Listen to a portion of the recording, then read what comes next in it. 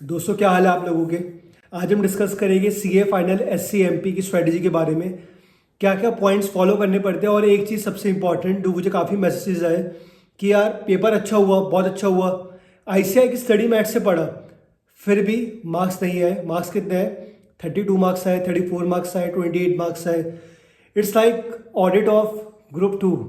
सब कुछ अच्छा जा रहा है लेकिन एक पेपर सब कुछ खराब कर रहा है। तो आज डिस्कस करेंगे कि कैसे इसे ओवरकम करना है और मार्क्स कम आ क्यों रहे। पेपर अच्छा जाने के बाद भी प्रैक्टिकल पूरा लिखा है फिर भी मार्क्स कम आ रहे, 30 से मार्क्स आ रहे हैं और just because of one paper, costing के पेपर की वजह से सारे का सारा अटेम्प्ट खराब हो रहा है हमारा। तो डिस्कस करते हैं आज कि यार मार्क्स कम क्यों आ रहे हैं। सो फर्स्टली दोस्तों, जो हम पेपर को सॉल्व करते हैं सबसे बड़ी हमारी गलती हो रही है थ्योरी में, सबसे बड़ी गलती। अब हमें लगता है कि यार पेपर में पूछा गया है प्रैक्टिकल क्वेश्चंस, बट आप जब पेपर को इवेल्युएट करोगे ना, देखोगे ना क्वेश्चन को, उसमें लिखा होता है एनालाइज नॉट कैलकुलेट। पहले के पेपर्स में क्या होता था कॉस्टिंग के, we have to calculate the solution, but आजकल क्या हो रहा है कि हमें ना यार एनालाइज करना पड़ता है कि होगा क्या, कैसे हो रहा है, क्यों हो रहा है, क्या होना चाहिए। हमें एक एज अ मैनेजमेंट हमें आंसर देना है कि, या फिर हमें एज अ ऑडिटर हमें आंसर बताना है कि अब क्या होगा इस क्वेश्चन में। मेथड्स प्रिस्क्राइब करने हैं, इवेल्युएट करना है, उस प्रैक्टिकल क्वेश्चन को इवेल्युएट करना है। अब बात आती है कि थ्योरी आंसर लिखी, नहीं, आंसर में प्रैक्टिकल तो करना ही पड़ेगा उस थ्योरी तक पहुंचने के लिए, उस एनालिसिस को करने के लिए। जैसे एग्जांपल देता हूँ, किसी भी कंपनी का फाइनेंशियल एनालिसिस होता है तो उसके लिए फाइनेंशियल रेशियोज को कैलकुलेट करा जाता है। उस फाइनेंशियल रेशियोज को कैलकुलेट करके ही उस कंपनी का हम एनालिसिस करते हैं, जो कि एक थ्योरी में हम एक्सप्लेन करते हैं कि हाँ इसका बिट्टा इतना था, उसकी डेट इतनी थी, डेट इक्विटी इतनी थी। इसी तरीके से पेपर में कॉस्टिंग के हमें प्रैक्टिकल सॉल्व करना है, बट आंसर ना, ultimate answer is of theory. अगर वो थ्योरी ही नहीं लिखेंगे हम तो मार्क्स नहीं मिलेगी। अब थ्योरी पढ़नी कैसी है, तो ये तो सबसे बड़ी बात है, आपको थ्योरी लिखनी है क्योंकि आपसे थ्योरी पूछी जा रही है। अल्टीमेटली आप प्रैक्टिकल लिख के आ रहे हो जिसकी वजह से आपको मार्क्स नहीं मिल रहे हैं। अब थ्योरी पढ़ने का रोल कैसा है, मतलब कैसे पढ़नी है थ्योरी। एक आता है कैप्सूल आईसीआई का जो उनकी वेबसाइट पे अवेलेबल है, जो कि मैं अपने टेलीग्राम ग्रुप में भी शेयर कर दूंगा। काफ़ी शॉर्ट में थ्योरी दी हुई है, जिसे प्रॉब्लम होती है बहुत सारी थ्योरी रिटेन करने में, वो उस कैप्सूल को पढ़ सकता है, बहुत ईजिली याद हो जाएगा और बहुत ही एक कलरफुल फॉर्मेट में पीडीएफ दी हुई है आईसीआई की, जो कि बहुत ईजी है रिटेन करना। और एक आईसीआई की बुक के आप चैप्टर में जाओगे ना, आपको दिखाता हूँ, आईसीआई की बुक मेरे पास है कॉस्टिंग की। ये थोड़ी पुरानी बुक है, आपके पास लेटेस्ट वाली होगी। जैसे चैप्टर खत्म हुआ, एक चैप्टर खत्म हुआ तो इसके पीछे ना देखो यार समरी लिखी हुई है, तो ये समरी जो है इसको पढ़ना है। ये समरी जो है ना, ये बहुत इंपॉर्टेंट है। इस समरी से क्या होता है, ये आपकी ना अल्टीमेटली सॉल्यूशंस को बहुत स्ट्रांग बनाती है। आपने प्रैक्टिकल क्वेश्चन करा, जो आपने नंबर्स दिए हुए आईसीआई ने आपने लिख दिया, लेकिन उसको एनालाइज करना कि यार इसका होना क्या चाहिए। एक अप्रोच जो कि एक कॉस्ट ऑडिटर की होती है, वो अप्रोच यहाँ से आपको मिलेगी। यहाँ से आपको पता चलेगा कौन सा मेथड, कौन सा फॉर्मुलेशन लगाना है, तो ये चीज़ यहाँ से मिलेगी। अब बात करते हैं कि कौन सा स्टडी मैथ फॉलो करना है, आईसीआई का करे या स्कैनर करे, और या फिर कौन सी टीचर की कोचिंग ले। देखो कोचिंग आप ले चुकी होगी, जो सी भी लिया अच्छी होगी। अल्टीमेटली क्या मैटर्स करते हैं, आपके नोट्स मैटर करते हैं जो आपने बना रखे हैं। तो टीचर पे की अभी बात नहीं करेंगे हम, जो आपने कोचिंग लिया वही अच्छा है, सब अच्छा है, उसमें कोई हम बात नहीं करेंगे।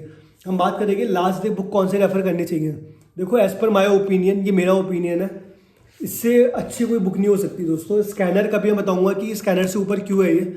आपके पास ऐसे स्कैनर होगी जो कि बिल्कुल सेम आईसीआई के क्वेश्चंस को रेप्लिकेट करते होगे, लेकिन still this book has much more importance than that scanner. ऐसा क्यों है? जब भी हम एक क्वेश्चन करते हैं आईसीआई का, तो क्या होता है कि उसके पीछे ना कॉन्सेप्ट दिया हुआ होता है। अब हम एक क्वेश्चन सॉल्व कर रहे हैं एग्जाम डे में, ठीक है, या फिर एग्जाम डे से पहले भी हम रिवीजन कर रहे हैं, हमसे वो क्वेश्चन सॉल्व नहीं हुआ। अब वो क्वेश्चन जब सॉल्व नहीं हुआ तो हमें क्या करना है, अपने नोट्स को रेफर करते हैं, समरीज को रेफर करते हैं। इससे अच्छा आप इस बुक को उठाओ, उसके पीछे ना एग्जाम्पल गिवन होते हैं, पूरी थ्योरी गिवन होती है, तो आप वहीं से डायरेक्टली उठा सकते हो, आपको एक ईजी अंडरस्टैंडिंग मिल जाएगी। तो आपको कहीं पे और रेफर नहीं करना, आपको प्रैक्टिकल भी इससे सॉल्व हो रहा है और आपका जो कॉन्सेप्ट क्लियरेंस है वो भी यहाँ से मिल रही है। ये बात हो गई स्कैनर या फिर स्टडी मैट आईसीआई का। डेफिनेटली स्टडी मैट मैं रेफर करता हूँ। अगर आपको लगता है कि आपका कंफर्ट स्कैनर पे है बहुत ज़्यादा, आपने बहुत ज़्यादा प्रैक्टिस कर ली है, इस पर स्विच मत करना, काफ़ी रिस्की हो जाएगा इस टाइम पे आगे। उसी को फॉलो करो, आपका अगर होल्ड अच्छी है। कॉस्टिंग में मैंने वही बोला यार, आप प्रैक्टिस करोगे ना आईसीआई का, अगर 20 मार्क्स का क्वेश्चन है तो ये मानो कि 14 मार्क्स में तो वो आपसे इवेल्युएशन ही मांगेगा कि इसे इवेल्युएट कैसे करें। That will be more kind of a practical come theory question. उसमें आपको थ्योरी के फॉर्म में आंसर देना है, बट प्रैक्टिकल भी करना पड़ेगा। बच्चे क्या करते हैं कि प्रैक्टिकल करके आते हैं, बिल्कुल सही होता है, इसी बात में डाउट में आ जाते हैं, पेपर इतना अच्छा हुआ फिर भी मार्क्स नहीं है, फिर भी 30s में है, ऐसे क्यों हो गया। पेपर आपने अच्छा करा बट आपने एनालाइज करा क्या? एनालाइज करने के लिए आपकी concept should be damn strong. अब मैं बोलता हूँ कि लिमिटेड क्वेश्चंस करो as compare to multiple question. Scanner में अगर 100 क्वेश्चन है, बोलता हूँ ऐसे के 50 क्वेश्चंस करो। वो 50 क्वेश्चन आपके अंडरस्टैंडिंग को बहुत स्ट्रॉन्ग बनाएंगे, आपके कॉन्सेप्ट को बहुत क्लियर करेंगे, और देयर आर हाई चांसेस कि क्वेश्चन इससे भी आ जाए डायरेक्टली उठ के। देखो फिगर्स तो चेंज होगी लेकिन क्वेश्चन का जो पैटर्न है वो सेम आ सकता है, तो क्यों रिस्क लेना यार। आप 100 क्वेश्चन पढ़ रहे हो, लास्ट दिन क्या है वो रिवीजन कर पाओगे आप? या तो आप स्कैनर जो पढ़ रहे हो उस पर टिक कर लो कि हाँ आउट ऑफ 100 क्वेश्चन मुझे खाली 20 क्वेश्चन ही पढ़ने हैं जो कि ICAI की बुक में है और जो इंपॉर्टेंट है, खाली वही पढ़ के जाओ। अब बात करते हैं केस स्टडी बुक की। एक इसमें केस स्टडी नाम का चैप्टर भी है, वो भी करना बहुत ज़्यादा इंपॉर्टेंट है। केस स्टडीज डायरेक्टली उठ के आती है एग्जाम में, तो that has too much relevance. एक बुक है केस स्टडी की, बुक का नाम है केस स्टडी की बुक है, ये पूरी छोटी सी बुक है, पतली सी बुक है।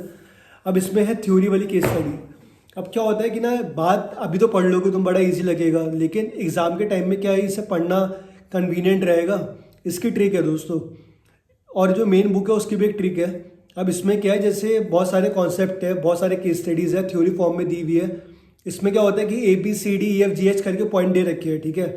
लेट्स अज्यूम A से स्टार्ट है, B से स्टार्ट है, C से स्टार्ट है, तो आप ना निमोनिक्स बना लो इसके, ABCD करके, मतलब अपना एक वर्ड बना लो।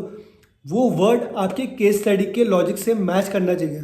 ऐसा ना हो आपने कुछ भी वर्ड बना लिया, वो वर्ड ऐसा हो जो कि इससे मैच करे, ठीक है, और मतलब इजी हो एग्जाम डे में रिटेन करने के लिए। इतना हार्ड निमोनिक्स भी ना हो कि वो याद ही ना हो।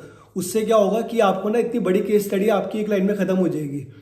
वो केस स्टडी एक पेज की थी, बट वो आपने एक वर्ड में ख़त्म कर दिया उसे। So that's the beauty of it.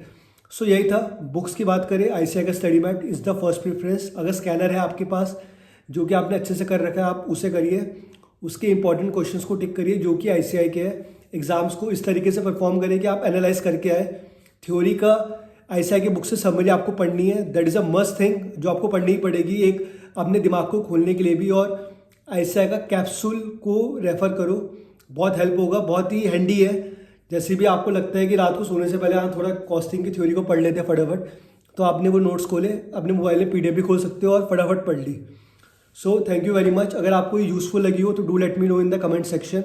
आपके लिए मैं और वीडियोज़ भी बना दूंगा IDT एंड DT की, और कौन सी बुक्स फॉलो करनी चाहिए, कौन सा रिवीजन वीडियोज़, तो उनकी वीडियोज़ भी जल्दी आएगी, और कुछ एग्जाम टिप्स भी बताऊँगा मैं बहुत जल्दी। So thank you very much for watching this video. Bye bye, take care, love you.